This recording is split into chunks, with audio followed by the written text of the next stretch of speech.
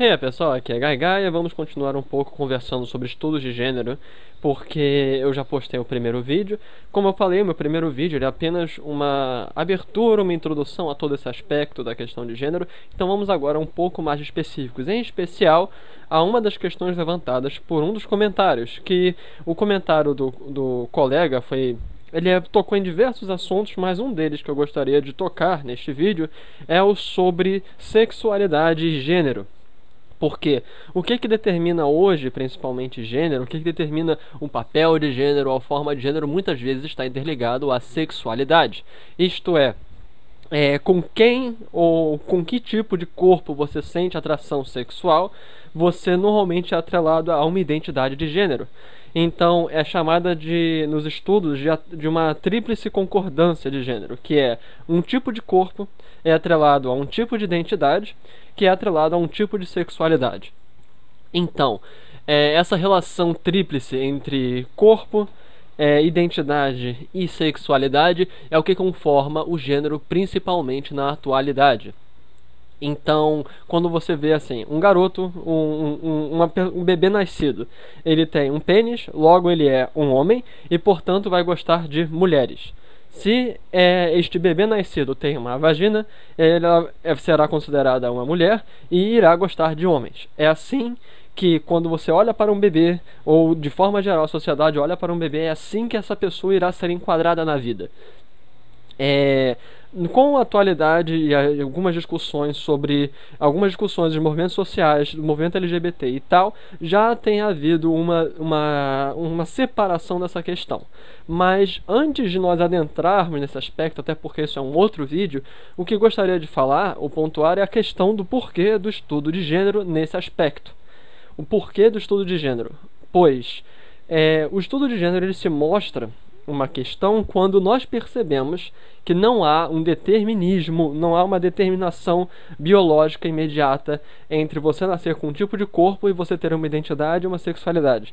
Por você ter nascido com pênis, você não necessariamente terá uma identidade que se conforme com a de ser um homem e não terá também um desejo sexual que se conforme ao chamado do que um homem teria na sociedade, normalmente. Então, a melhor forma de observarmos como isto é uma questão principalmente cultural e não necessariamente biológica é observarmos como isso se deu na história. Como ocorreu o fato, como ocorreu a consideração da sexualidade ao longo da história. Especialmente do Ocidente, já que nós estamos falando de nossa sociedade ocidental, não da asiática, não da oriental. Então nós devemos começar a observar a questão histórica. E se você observar a historicidade disso, você vai ver que a sexualidade que hoje nós consideramos de uma maneira bastante médica, ela começou principalmente com esse tipo de discurso no começo do século XX. Quem começou a discutir esses aspectos e a colocar determinadas regras sobre isso foi Freud. E antes de Freud, nós temos outras colocações também, porque quem começou no Ocidente a discutir sobre, por exemplo, homossexualidade foi a questão da Igreja, com os crimes de sodomia. Antes disso, antes de haver a discussão, por exemplo, com Freud, que pegou da questão católica, que pegou do cristianismo a questão da sodomia e a colocou como doença, como um patos. Quando, antes de Freud fazer isso, pegando na igreja, teve a própria igreja. E antes de a igreja colocar um nome, colocar isso atrelado a um pecado, colocar a sodomia enquanto pecado, por exemplo, não existia nenhum nome para diferenciado, pelo menos que tenha chegado até nós em textos clássicos, para diferenciar o sexo de homem com homem ou até de mulher com mulher. Não havia essa questão. Porque, se você for ver, por exemplo, na Antiguidade Clássica, era extremamente comum o relacionamento sexual, inclusive, entre homens. Se você for ver, por exemplo, nós temos a famosíssima o bando de sagrado de Tebes, a guarda sagrada de Tebas, que era um grupo da elite dos soldados, apenas a maior elite de 300 soldados, que formavam 150 pares, isto é, todos os soldados ali eram casados, eram homens casados ou em relacionamentos já estáveis, relacionamentos profundos, porque somente homens guerreiros casados poderiam fazer parte e casados entre si. Isso não necessariamente o casamento como nós consideramos o casamento, mas é a noção de que só podiam ser casais de homens para formar o bando sagrado de Tebas. Porque assim eles lutariam com mais amor e com mais força para proteger o parceiro. Nós temos o clássico dos espartanos. Não era incomum os espartanos promoverem, incitarem relacionamentos entre os soldados, exatamente também para promover uma maior defesa e maior força no combate. Quando você vê seu amado morrendo, você vai querer lutar com mais afinco. Então nós temos também a questão ateniense, que era o amor entre o professor e o aluno, que ficou eventualmente conhecido como pederastia. E era quando um instrutor mais velho, às vezes um homem com 40 anos ou mais, ficava com um garoto de 12, 10 anos. Às vezes um pouco mais, às vezes um pouco menos. Então, e isso era considerado como uma relação produtiva, uma relação quase que divina. Porque enquanto o professor oferecia um conhecimento para o jovem oferecia o amor da juventude para o velho. Isso era um fato. Isso é uma questão consumada e era completamente normal e aceitável. Além disso, existia a discussão de que o amor entre homens era o único amor verdadeiro, porque gerava conhecimento. Isso na Grécia clássica antiga. E o amor entre homem e mulher era um amor animal, porque só servia para gerar filhos. E por fim, o amor entre mulheres era um amor bestial, que era essencialmente o amor entre dois bichos. Então, e isso continuou por Roma igualmente. Roma, com seus bacanais, com suas orgias clássicas, com o fato de, por exemplo, nós temos casos de animais terem sido colocados em orgias dentro do Senado romano. Então nós temos coisas ainda mais que para nós seriam inacreditáveis, absurdas, depravadas, degradantes. Mas lá era normal. Era uma coisa assim, pelo menos normal nesse contexto específico de muitas vezes de uma elite romana, de uma elite grega. Mas o que importa dizer é que era uma coisa considerada absolutamente aceitável. No caso dos romanos, existe inclusive, nós temos diversas poesias que sobrevivem até hoje, eróticas, colocando situações desse tipo, colocando de homem transando com homem, mulher com mulher. Então nós temos isso de boaças nessas questões. E inclusive, por exemplo, no grego antigo não existia diferenciação, palavra para diferenciar sexo entre homens, sexo entre mulheres e sexo entre homens e mulheres. O que mostra que não existia sexo heterossexual, homossexual, não existia essa porra. Isso é uma questão inventada na contemporaneidade, pós-Freud. É uma coisa extremamente nova, porque na atualidade as pessoas falaram, porra, eu acho que isso aí é doente, então vou colocar como doença. E surgiu a medicalização da homossexualidade, da heterossexualidade. Foi surgida isso como... A homossexualidade surgiu como um desvio, como uma degradação psicológica. Quando na antiguidade era algo assim completamente normal.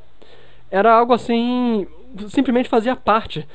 Especialmente se você fosse, por exemplo, um soldado contra soldado, se você fosse um professor e um aluno, era algo que era esperado, do tipo, e aí, você transou com fulaninho?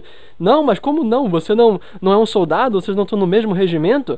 Como assim vocês não transaram? É uma coisa assim que as pessoas não compreendem. Então agora vamos lá. Se nós observarmos que durante 1000 anos da humanidade, se você considerar todo o Império Romano e o período clássico grego, são aí em torno de 1500 anos, 1400 anos no mínimo. Se durante 1400 anos era de boaças homens transarem entre si e também orgias e coisas do gênero, e você chega agora e fala que não, homossexualidade é uma perversão da natureza humana. Vamos lá, simplesmente por um número maior, por uma extensão maior de tempo, no Ocidente era mais normal ter um tipo de desejo sexual hoje seria considerado bissexual. Então o que? Todo mundo era bissexual? Então, era uma situação de que tipo? E aí nós vamos perceber que a mais provável, a explicação mais lógica disso é que a construção da sexualidade é também uma questão social ou psicológica. É uma questão que é feita dentro da sociedade e não uma questão biológica. Nós não estamos aqui falando que os homens não... que uma das discussões mais supérfluas, mais pouco iluminadas que você pode ter sobre o assunto é falar, mas se todo mundo fosse gay, não teria humanidade, porque ninguém transaria para ter filhos. Isso é uma tolice imensa. Primeiro, porque as pessoas poderiam transar só para ter filhos, primeira questão. E a segunda questão é que pessoas podem ser bissexuais. É uma coisa assim, e as pessoas podem ser mais do que bissexuais, mas só para deixar bem, bem direto nesse vídeo. Porque a questão aqui a ser discutida, o ponto que eu quero chegar observando a história humana, nós podemos perceber que as coisas não foram como a gente acha que sempre foram. Não é uma questão assim direta. Não havia esse pensamento de que ser gay era uma coisa incrivelmente horrível, ou ser lésbica era uma coisa horrível. Não havia essas porras. Talvez ser lésbica, mas porque as mulheres eram consideradas bichos. Então, talvez o amor entre mulheres fosse extremamente mal visto, mas por outras razões. Não porque era um sexo um sexo homossexual, mas porque era entre mulheres. Talvez tenha isso. De qualquer forma, essa é a questão. Quando nós observamos a história, observamos que ao longo do tempo as coisas mudaram. E que, se elas mudaram, mostra que o gênero, identidade de gênero, sexualidade são questões sociais, são questões que mudam pela sociedade e não necessariamente pela biologia, a menos que você diga que os seres humanos daquela época não eram os mesmos seres humanos de hoje. Mas isso também é um argumento falho, visto que até hoje pessoas, mesmo numa sociedade extremamente contra homossexuais, ainda nascem pessoas homossexuais, ainda se criam pessoas homossexuais, ainda pessoas se identificam homossexualmente. Enfim, resumindo, hoje em dia nós achamos, ou é colocado aqui, homossexual é uma subversão, uma divergência psicológica, uma doença. No passado não era colocado. Então isso comprova de maneira bastante direta que, ao longo da história, as maneiras como nós vemos homossexualidade e sexualidade mudaram. Portanto, as visões sobre sexualidade e as visões sobre gênero são uma questão de sociedade e de cultura. E, portanto, isso remete à questão que eu já estava começando a falar sobre estudos de gênero, e vamos continuar falando sobre isso. Aqui foi Gagaia, até a próxima, falou!